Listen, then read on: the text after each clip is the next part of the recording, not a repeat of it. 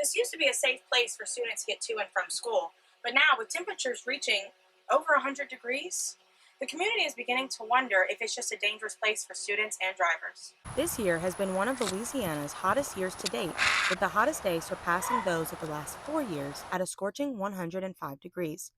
And with this year's record breaking heat, many people in Ascension Parish are concerned about the risk of riding a school bus with no AC. So we live in South Louisiana. This shouldn't even be a discussion.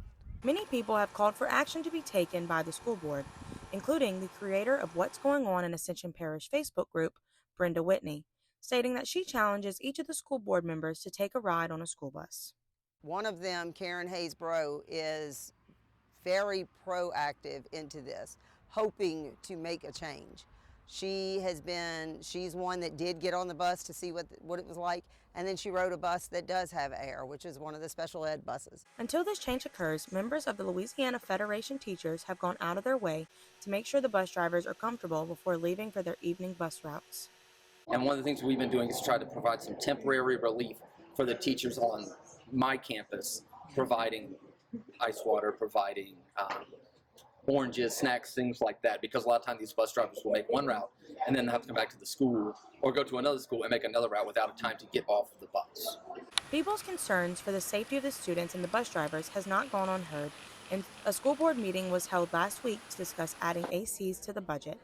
Here, drivers were able to speak their own feelings about the issue directly to the school board. If we have AC in our buses, we're going to have more bus drivers. We're trained to keep both hands on the wheel. But in a storm and when it's raining, I got one hand on the wheel and one hand trying to wipe the window.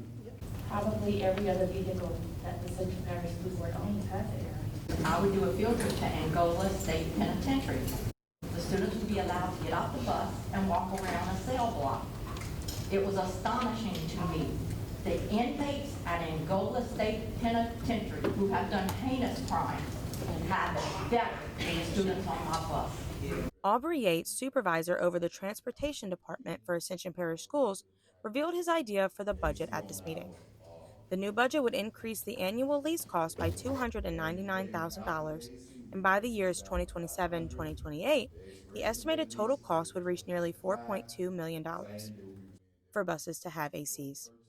The in total reaching nearly $100 million over the span of years. The initial purchase would cost around $2 million, and Yates believes the money could be used from the Emergency Federal Fund for COVID-19.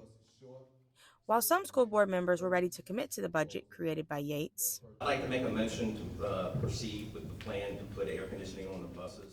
some members were not so sure.